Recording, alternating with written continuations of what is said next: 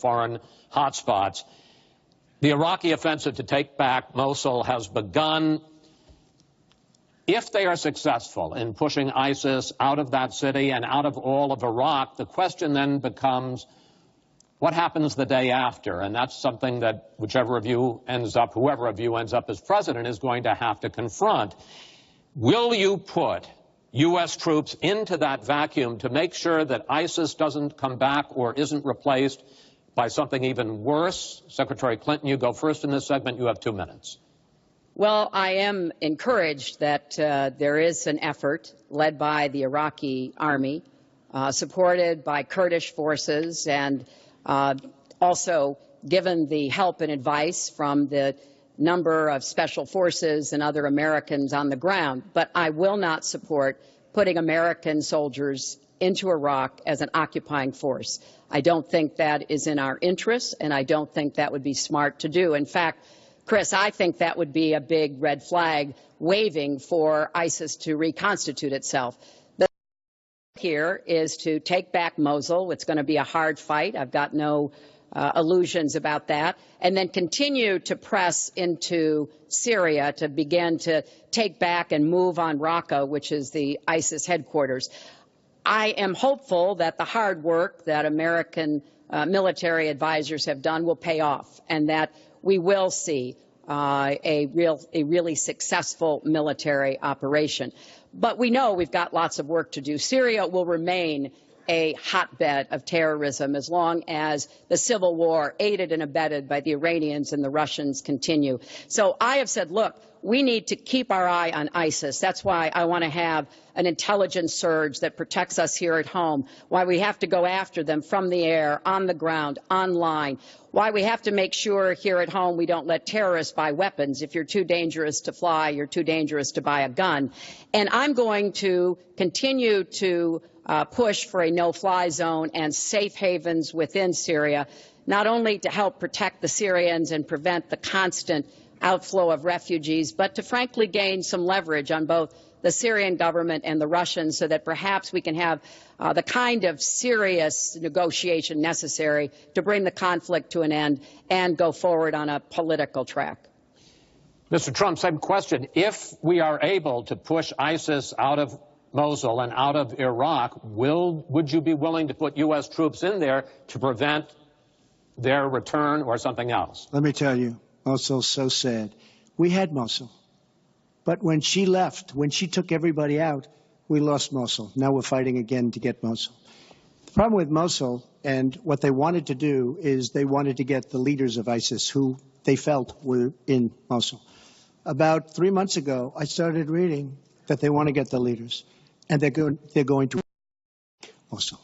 Whatever happened to the element of surprise? Okay? We announced we're going after Mosul. I've been reading about going after Mosul now for about, how long is it, Hillary? 3 months? These people have all left. They've all left. The element of surprise. Douglas, MacArthur, George Patton spinning in their graves when they see the stupidity of our country. So we're now fighting for Mosul that we had. All she had to do is stay there. Now we're going in to get it. But you know who the big winner in Mosul is going to be after we eventually get it? And the only reason they did it is because she's running for the office of president. And they want to look tough. They want to look good. He violated the red line in the sand. And he made so many mistakes, made all mistakes. That's why we have the Great Migration. But she wanted to look good for the election. So they're going in. But who's going to get Mosul, really? We'll take Mosul eventually. By the way, if you look at what's happening, much tougher than they thought. Much, much tougher, much more dangerous, going to be more deaths than they thought. But the leaders that we wanted to get are all gone because they're smart. They said, what do we need this for? So Mosul is going to be a wonderful thing, and Iran should write us a letter of thank you, just like the really stupid, the stupidest deal of all time, a deal that's going to give Iran absolutely nuclear weapons.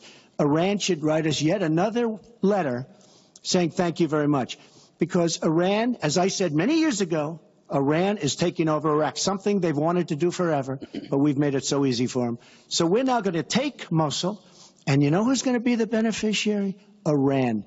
Boy, are they making, I mean, they are outsmarting Look, you're not there. You might be involved in that decision, but you were there when you took everybody out of Mosul and out of Iraq.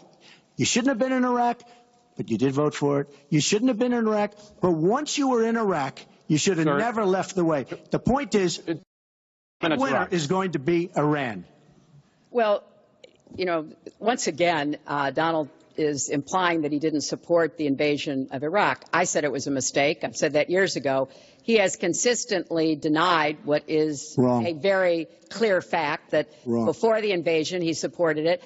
And, you know, I just want everybody to go Google it. Google Donald Trump Iraq, and you will see the dozens of sources which verify that he was for the invasion of Iraq. And you can actually hear the audio of him saying that. Now, why does that matter? Well, it matters because he has not told the truth about that position. I guess he believes it makes him look better now, to contrast with me, because I did vote for it. But what's really important here is to understand all the interplay. Mosul is a Sunni city. Mosul is on the border of Syria.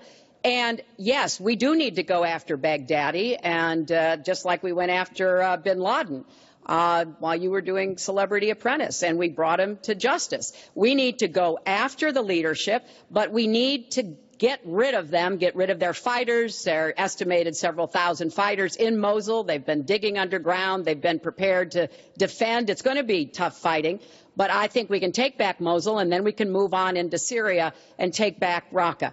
This is what we have to do. I'm just amazed that he seems to think that the Iraqi government and our allies and everybody else launched the attack on Mosul to help me in this election. But that's how Donald thinks, you know. He always is looking for some Chris, we don't gain anything. He has all the Iran is taking over Iraq. Secretary Clinton. Iran is taking over Iraq. We don't gain Secretary Clinton. We would have gained if they did it by surprise. Wait. Secretary Clinton, it's an open discussion. Secretary, we would have gained if they did it by surprise. Please let Mr. Trump. He's unfit, and he proves it every time you he are talks. The one that's unfit. You know, WikiLeaks just actually came out. John Podesta said some horrible things about you, and boy, was he right. He said some beauties. And, you know, Bernie Sanders, he said you have bad judgment. You do. And if you think that going into Mosul, after we let the world know we're going in, and all of the people that we really wanted, the leaders, they're all gone. If you think that was good, then you do. Now, John Podesta said you have terrible instincts. Bernie Sanders said you have bad judgment. I agree with both. Well, you should ask Bernie Sanders who he's supporting for president, and he has said, which is as a big he has mistake. campaigned for me around the country, you are the most dangerous person to run for president in the modern history of America. I think